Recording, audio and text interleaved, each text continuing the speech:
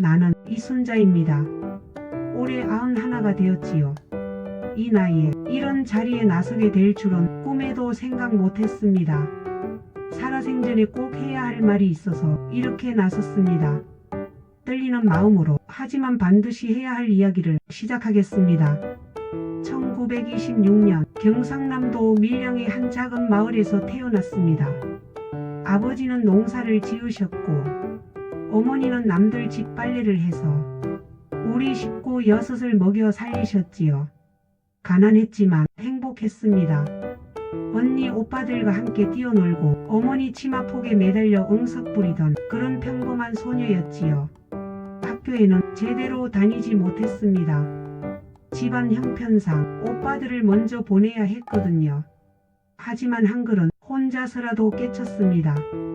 글을 알아야 세상을 알 수 있다고 생각했어요. 그때만 해도 제 앞에 어떤 일이 기다리고 있을지 전혀 모르고 살았지요.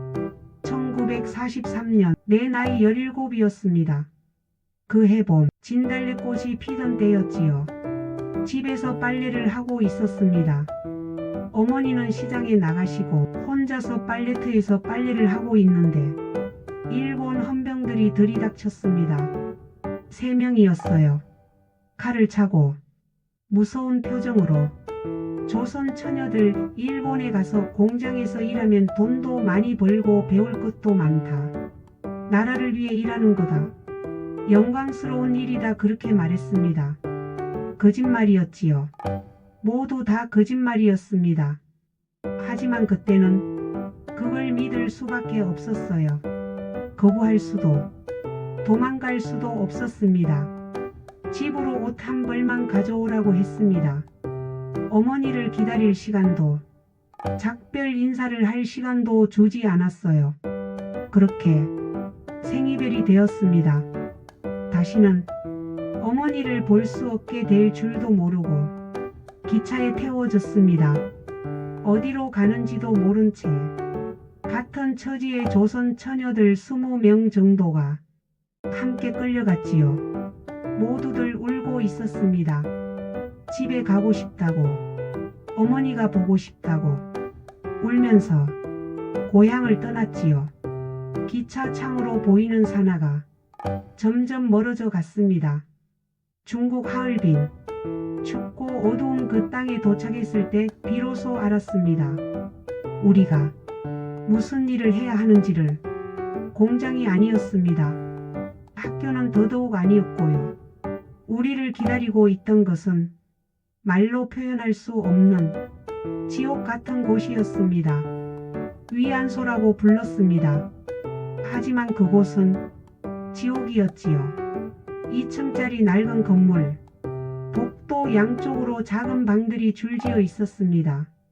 한 방의 크기는 다다미 2장 정도. 그 작은 공간에 이부자리 하나만 놓여 있고 그게 전부였습니다. 문에는 번호가 적혀 있었습니다. 나는 7번이었습니다. 이름도 순자가 아니라 그냥 7번 숫자로 불렸어요. 매일 아침 일본 군의관이 와서 우리를 검사했습니다. 병에 걸렸는지 임신을 했는지 마치 짐승 다루듯이 우리를 검사했어요. 그리고 오후가 되면 군인들이 줄을 섰습니다. 하루에 수십 명씩, 때로는 100명이 넘는 날도 있었어요. 거부할 수도 도망칠 수도 없었습니다. 거부하면 어떻게 되는지 처음 며칠 만에 알게 되었어요. 맞았습니다. 몽둥이로, 주먹으로, 발로, 온몸이 멍들도록 맞았어요. 칼로 찔린 적도 있습니다. 팔에, 다리에, 지금도 흉터가 남아 있어요. 밥도 주지 않았습니다. 물 한 모금 제대로 주지 않았어요. 그래도 살고 싶었습니다. 죽으면 정말 끝이라고 생각했어요. 어떻게든 살아서 고향에 돌아가고 싶었습니다. 어머니 품에 다시 안기고 싶었고 그 마음 하나로 버텼습니다. 밤이면 천장을 바라보며 생각했어요. 어머니가 보고 싶었습니다. 엄마 순자가 왜 안 와? 순자가 어디 간 거야? 하시며 찾고 계실 텐데 편지 한 장, 안부 한마디 전할 수도 없었습니다. 내가 어디에 있는지, 무슨 일을 당하고 있는지 말할 수도 없었어요. 겨울이 오면 추위가 뼈를 파고들었습니다. 여름이면 견딜 수 없는 더위와 모기 파리들, 제대로 된 음식도 약도 없었어요. 아프면 그냥 죽는 거였습니다. 실제로 함께 끌려온 처녀들 중에 죽은 아이들이 여러 명 있었어요. 18, 20살의 꽃다운 나이에 타양 땅에서 쓸쓸히 죽어갔습니다. 3년, 길고 긴 3년을 그렇게 지옥 같은 나날을 보냈습니다. 어떻게 버텼는지 지금 생각해도 믿어지지 않아요. 그저 살아야 한다는 그 한 가지 마음으로 하루하루를 버텨냈습니다. 1945년 8월 해방이 되었습니다. 그때 21살이었지요. 일본이 항복했다는 소식을 들었을 때 정말로 살았다. 이제 집에 갈 수 있다. 어머니를 만날 수 있다. 그렇게 생각했습니다. 기쁨과 설렘으로 가슴이 뛰었어요. 하지만 현실은 달랐습니다. 집으로 돌아갈 수가 없었습니다. 어떻게 부모님께 말씀드릴 수 있겠습니까? 어머니, 저는 그동안 위안소에서 그런 말을 어떻게 할 수 있겠어요?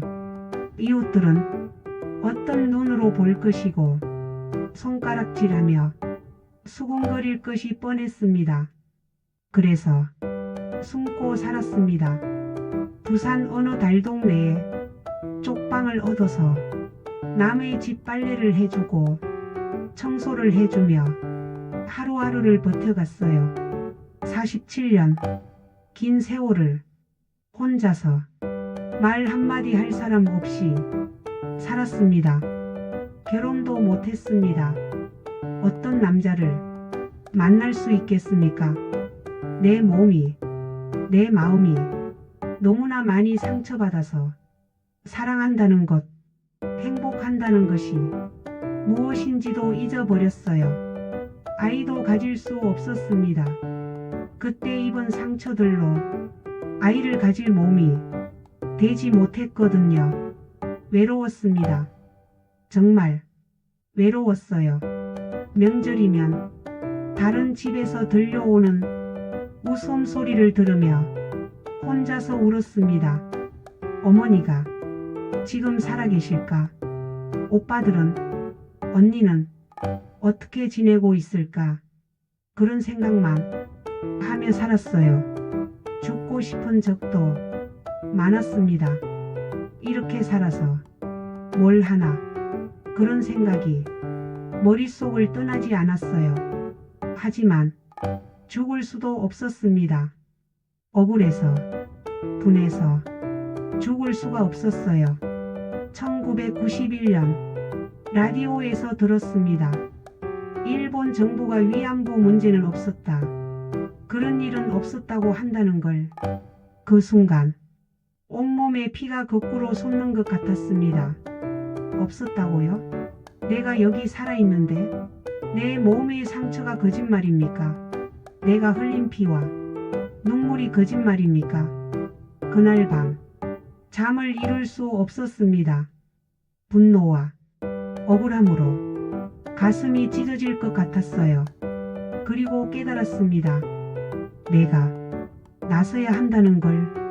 47년 동안 숨어서 살았지만 이제는 더 이상 숨을 수 없다는 걸. 그래서 나섰습니다. 47년 만에 떨리는 마음으로 세상 앞에 나섰어요. 부끄러운 건 우리가 아니라는 걸, 잘못한 건 우리가 아니라는 걸 세상에 알리고 싶었습니다. 우리는 피해자였어요. 강제로 끌려간 피해자였습니다. 처음에는 정말 힘들었습니다. 사람들의 시선도 따가웠고 왜 이제 와서 그런 말을 하느냐는 차가운 반응도 있었어요. 하지만 포기할 수 없었습니다. 진실은 반드시 밝혀져야 한다고 믿었거든요. 다행히 저와 같은 처지의 할머니들이 하나둘 용기를 내기 시작했습니다. 김복동 할머니, 길원옥 할머니, 이옥선 할머니, 우리는 함께 수요 집회에 나갔고 일본 대사관 앞에서 우리의 목소리를 높였습니다. 나는 산증인입니다. 그 끔찍한 일들이 실제로 있었다는 살아있는 증인입니다. 내 몸에, 내 마음에 새겨진 상처들이 모든 것을 말해주고 있어요. 누구도 이것을 부정할 수는 없습니다. 우리를 잊지 마십시오. 우리가 겪은 고통을, 우리가 흘린 눈물을 역사에서 지우지 마십시오. 우리는 숫자가 아닙니다. 하나하나가 소중한 생명이었고 꿈과 희망을 가진 평범한 소녀들이었어요. 사과. 한 번 제대로 된 사과를 받고 싶습니다. 미안했다. 잘못했다. 그 한마디를 진심으로 들어보고 싶어요. 돈이 아니에요. 명예도 아니고 그저 인정해 달라는 거예요. 우리가 당한 고통을, 우리의 존재를 인정해 달라는 겁니다. 그리고 무엇보다 다시는 이런 일이 일어나서는 안 됩니다. 어떤 나라에 어떤 소녀도 이런 끔찍한 일을 당해서는 안 돼요. 전쟁이 여성들에게, 어린 소녀들에게 어떤 상처를 남기는지 세상이 알아야 합니다. 내가 죽기 전에 꼭 보고 싶습니다. 일본이 진심으로 사과하는 모습을, 그리고 우리나라 젊은 사람들이 이 역사를 기억해 주는 모습을, 평화로운 세상에서 모든 여성들이 안전하게 살아가는 모습을. 나는 이순자입니다. 1926년에 태어나 1943년에 끌려갔던, 그리고 2024년 지금도 살아서 여러분께 진실을 전하는 역사의 증인입니다. 내 목소리가 여러분의 가슴에 닿기를 바랍니다. 그리고 기억해 주십시오. 우리의 이야기를 영원히 기억해 주십시오.